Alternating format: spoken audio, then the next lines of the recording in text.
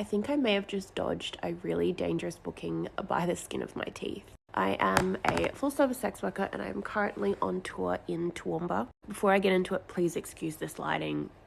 There's nothing else I can do right now. So, this guy contacted me last night at 1:21 a.m, which I was up. I did have my Available Now on. I was working late nights as I do most of the time. Now, his first messages to me were, "Hi love, when are you free?" The full service girlies that are watching me right now will know exactly why we do not engage with these kind of messages, because they're just fucking time wasters.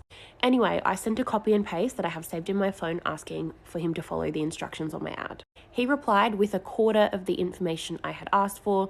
I then had to pry back and forth to end up getting all of the details. I normally wouldn't bother with this shit, but I'm trying to learn to be more patient, and this goes to show why I shouldn't have. Anyway, I go to the bathroom because I'm a human being and sometimes I have to pee. So I left my phone alone for, I want to say like 6 minutes or so. While I was on the loo, my phone was ding, and then a minute later, ding, and then a minute later, ding. This guy was just like peppering my phone, like just question marks and that kind of thing, because I wasn't replying straight away. Now, all of this together, I'm thinking there is no way I'm going to see this client. I can just tell he's going to be a fucking nightmare. So I tell him that. I say, stop being rude. Like, you need to fix this behavior. I won't be seeing you because I wouldn't feel safe in a room with you. And then I blocked that number because I just didn't want to keep getting peppered by him. He was sending a lot of messages. Then at 2:07 a.m, so I want to say maybe that's like half an hour after we had stopped communicating, 20 minutes, something like that, I get a message on WhatsApp, not a normal SMS. And straight away, this person has followed the instructions, given the same name, mind you, it's a pretty unique name, given the same name, but followed the instructions on exactly what they want to book. I did a double take it. The name was initially what caught my interest, and I was like, wait a second, that's the same name. Check the phone number, and the WhatsApp is set up to the same phone number that I've just said no to.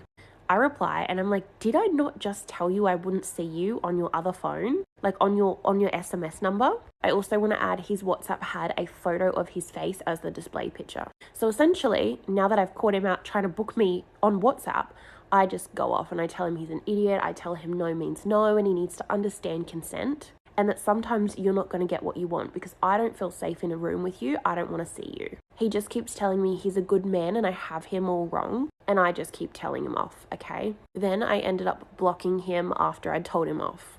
Now we get to the more interesting part of the story, now that you guys understand how we ended up here. Now, while all of that was going down, I did mention to an industry peer about what was happening.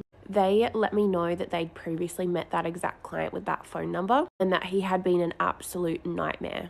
She was saying how he pretty much like was groping and angrily grabbing her the second that he walked in the door, really hurting her and using her like a toy. So like continuously going nonstop in the hour and like not even allowing her a second to breathe. So he already sounded like a fucking nightmare. Anyway, moving on to today. Today at like 2 p.m, I get a message, someone following the instructions exactly, and they used a completely different name. The name they used is Jan. I let the person know that I couldn't actually do the time that they were asking for because I have other bookings. And their reply was, oh, sorry, my English isn't very good. I'll pay you a deposit now for the other time I proposed, which they did. A deposit came through. Now I see the deposit notification, and normally when I'm in a rush, I kind of don't really have time to like look into the deposit or the name on the deposit or anything like that, especially like this when I'm on tour and things are all really close together and I've got a lot going on. But I did. I opened up my Commonwealth Bank app and I see his full legal name, because when you transfer us money, it shows us your name. And I was like, holy fuck, this is not Jan. This is the guy from last night. I just want to make it very clear, he has a very, very unique name. And because his WhatsApp had his full name, I didn't even just know his first name. I knew his first name and his last name before I even had the transfer. And it was a perfect match. So what do? I message him and I said, babe, the name coming up on the transfer is the name of somebody I spoke to last night and told them I would not be seeing them. Why have you used 2 different names to make this booking? One on your booking form and a completely different one on the transfer. In general, I don't care if the names don't match up, but in this instance, it's the exact name of somebody I have said no to. His response to that is, I give my friend money and he send it. I'm like, the odds of that happening, of your mate being someone I spoke to last night and said I wouldn't see, you both are trying to see the same worker. Obviously, I know he's full of shit. At this point, I'm just trying to collect a little bit more evidence. So I say, send me a photo of you, send me a photo of who I am going to meet when I go downstairs. And he complies. He sends me a selfie of him in his car. And it is the exact guy, the exact face that was on the WhatsApp profile. And when you search his name, his Facebook comes up, and this is a picture from his Facebook.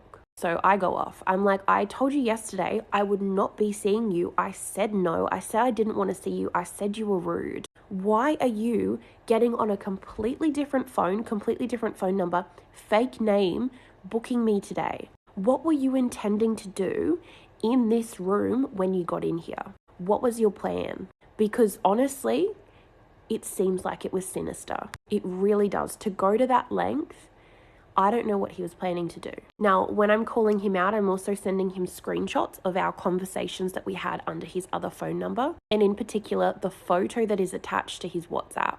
And his response to that? It's my photo, but not my phone number. What a strange coincidence. Do they really think I am that dumb? I replied to him and I said, don't fucking lie. And he still continued to say that it's his friend. I proceeded to call him a nutcase, because he is, and he argued with me that he wanted his deposit back now. Now, my decision here is probably going to be quite controversial. There will definitely be people in the comments saying that I should give the deposit back. However, in an instance where somebody has deliberately tried to go against my consent and tried to find a way to harm me, most likely, tried to surpass my safety protocol, and has now wasted so much of my time between all three of these numbers that they have been contacting me on, I'm not giving back the fucking deposit. This is the only time in my career that I have kept a deposit in this manner, and I don't give a fuck if you don't think I should have kept it. This guy needs to learn that his behavior is not okay, and he needs to learn that he cannot play games with us. He argued non-stop about getting his deposit back, which, mind you, if I was to send him his deposit back because he does not have BMIT, he would see my full legal name, which would also be incredibly stupid. He then threatened to call the advertising platform that he found my ad on and report me. When I laughed at that and said, please do, he then went on to tell me that he knows where I'm staying and he just needs to work out my room number and that he will find me.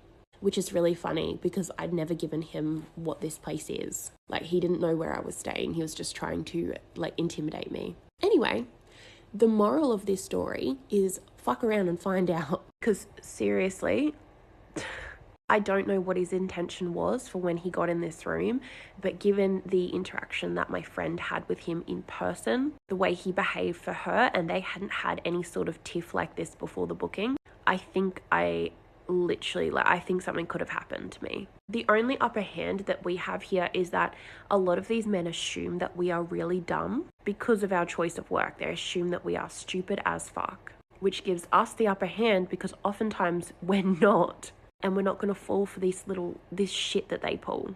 Anyway, I have given the photos, the name, and the numbers to any other industry peers who have messaged me on Instagram asking for it. I was in two minds about showing his face on this TikTok. I do think that that may be a little bit too far because he is a real client and he does actually have money. He's just not a client you want to be seeing. It's a little bit different with just genuine time wasters showing their face and I don't really care about that. But yeah, I'm going to do the right thing and not show his face. But yeah, be careful out there, girls. These men are unhinged and clearly do not understand no means no.